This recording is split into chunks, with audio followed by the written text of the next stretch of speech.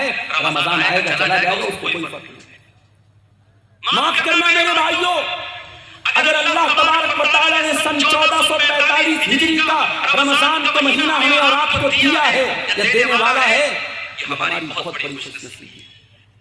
ہمیں سے بہت سارے لوگ ایسے ہیں پچھلے رمضان کو ہمارے بیچ میں تھے، اس سال نہیں ہے۔ اللہ کو پیارے اللہ نے ہمیں ایک اور رمضان دیا ہے، اور یہاں پر آپ کو حدیث اپنے سامنے رکھیے، ابن ماجہ کی صحیح روایت، حضرت طلحہ رضی اللہ تعالیٰ عنہ کہتے ہیں کہ نبی کے دور میں دو لوگ اسلام لائے، ایک ساتھ اسلام لائے، اور اس دو بھائیوں میں سے ایک بھائی بہت محنتی تھا، دین کے کام میں آگے آگے رہتا تھا، دوسرا کچھ کمزور تھا۔ جو محنتی بھائی تھا وہ اللہ کی راہ میں شہید ہو گیا، اور جو کچھ کمزور تھا وہ 1 سال کے بعد اپنی نیچرل ڈیتھ اس کی ہوئی، اور نیچرل طریقے سے طبعی طور پر اس کی موت ہوئی۔ حضرت طلحہ کہتے ہیں میں نے ایک خواب دیکھا، اور خواب میں میں نے دیکھا کہ جو انسان میں نے دیکھا کہ میں جنت کے دروازے پر کھڑا ہوں، اور جنت کے اندر سے فرشتہ آتا ہے اور اس کو پہلے جنت میں لے کے جاتا ہے جس کا انتقال 1 سال بعد ہوا تھا، اور جو پہلے اللہ کی راہ میں شہید ہوا تھا اور جو دین کے معاملے میں زیادہ محنت کرتا تھا اس کو بعد میں جنت میں لے کے جاتا ہے۔ حضرت طلحہ کہتے ہیں بڑی حیرت ہوئی، جب میری نیند کھلی میں نے صحابہ کرام سے اس خواب کو بیان کیا۔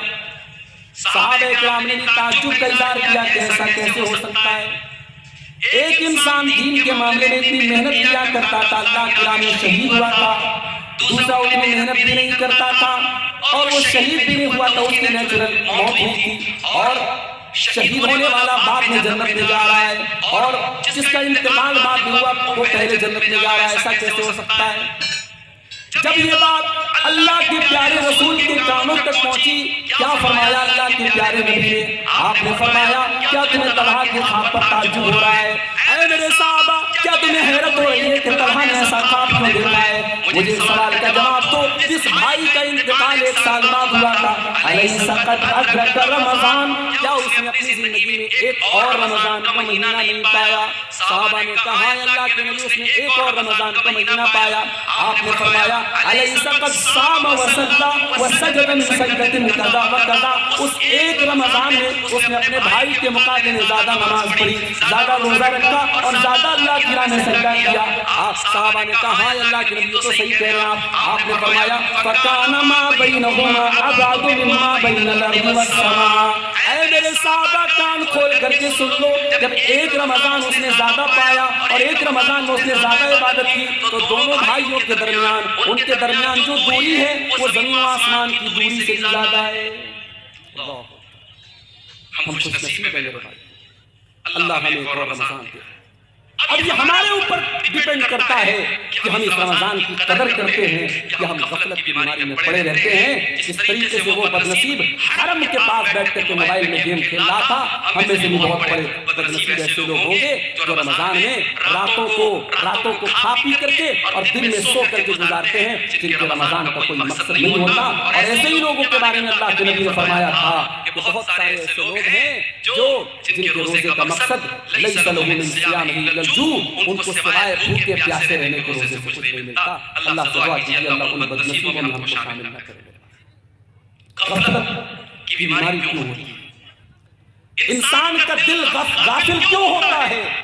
تو نوٹ کر لو پہلی وجہ، انسان کا دل غافل تب ہوتا ہے جب انسان اللہ تعالیٰ سے ناواقف ہوتا ہے، جب انسان اللہ تعالیٰ کو جانے گا، اس کی صفات کو جانے گا، اس کے بارے میں جانے گا، اس کا دل کبھی غافل نہیں ہوگا، جانے گا اس کے بارے میں جانے گا، اس کا دل کبھی غافل نہیں ہوگا۔ جس کے دل میں یہ احساس ہوگا کہ میرا اللہ تو جبار ہے، پکڑنے والا ہے، ان بطش ربک لشدید، میرے رب کی پکڑ بڑی تیز ہے۔ جس انسان کے دل میں یہ احساس ہوگا یہ دنیا میں کوئی دیکھ رہا ہو یا میں دیکھ رہا ہو، اللہ تعالیٰ تو سب کچھ دیکھ رہا ہے، اس کا کیمرہ تو 24/7 آن ہے، اس کا کیمرہ تو کبھی آف ہونے والا نہیں ہے۔ جب انسان اللہ کو پہچانے گا، جب اللہ کو جانے گا، اس کے دل سے غفلت کی بیماری دور ہو جائے گی میرے بھائیوں۔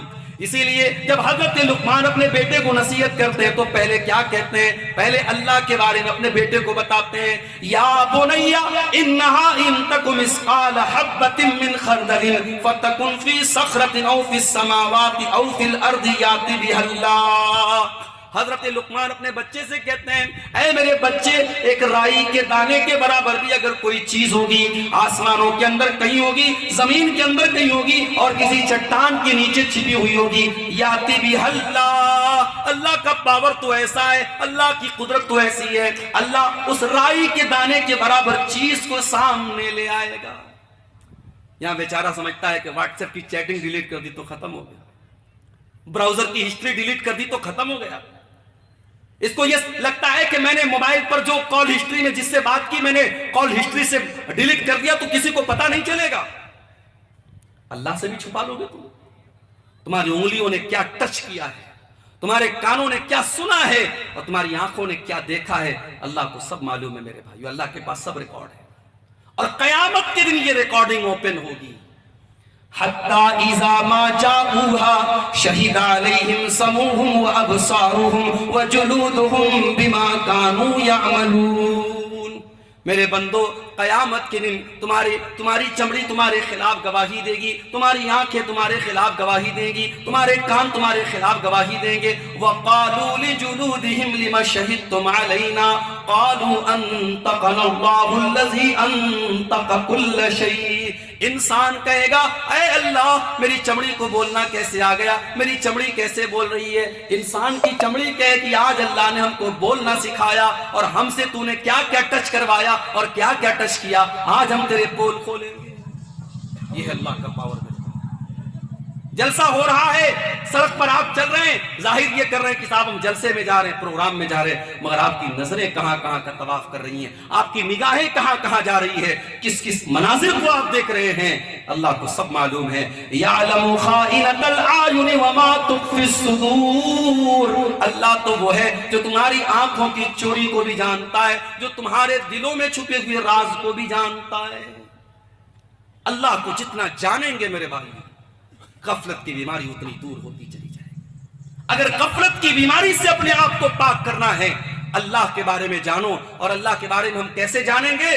جب ہم قرآن کا مطالعہ کریں گے، جب ہم نبی کی حدیثوں کا مطالعہ کریں گے، اور جتنا ہم اللہ کو جانیں گے اتنا اللہ کا ڈر ہمارے دل میں پیدا ہوگا، اتنا اللہ سے پیار ہمارے دلوں میں بڑھ جائے گا۔ اور اسی لیے اللہ قرآن میں کہتا ہے انما یخشی اللہ من عبادہ العلماء۔ اللہ سے اس کے بندوں میں وہی بندے اللہ سے ڈرتے ہیں جو علماء ہوتے ہیں، جو اللہ کو جانتے ہیں، جو اللہ کا علم رکھتے ہیں۔ جتنا آپ اللہ کے بارے میں جانیں گے اتنا آپ کے دل میں اللہ کا ڈر پیدا ہوگا۔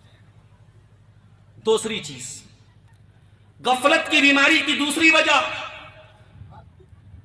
جب انسان دنیا میں غرق ہو جاتا ہے، ڈوب جاتا ہے، دنیا کمانے کے چکر میں اس قدر پڑ جاتا ہے کہ آخرت کو بھول جاتا ہے، اللہ کو بھول جاتا ہے، تب انسان کا دل غافل ہو جاتا ہے میرے بھائی۔ اسی لیے اللہ قرآن میں بار بار ہمیں منع کرتا ہے، میرے بندو تم کاروبار بھی کرو، تم بزنس بھی کرو، بال بچوں کی پرورش بھی کرو، شادی بھی کرو، بیویوں کا حق بھی ادا کرو، بچوں کا بھی حق ادا کرو، لیکن اے میرے بندو مال کے چکر میں، اولاد کے چکر میں کہیں اللہ کو بھول نہ جانا۔ مال تو مرنے کے ساتھ ہی تمہارا ساتھ چھوڑ دے گا، اولاد قبر میں دفنا کے مٹی دے کے چلی جائے گی، قبر میں نہ مال کام آئے گا نہ اولاد کام آئے گی۔ المال والبنون زینۃ الحیات الدنیا والباقیات الصالحات خیر عند ربک ثوابا وخیر املا۔ میرے بندو یہ مال اور اولاد تمہاری دنیا کی زندگی کو خوبصورت تو بناتے ہیں مگر آخرت میں کوئی کام آنے والے نہیں ہیں۔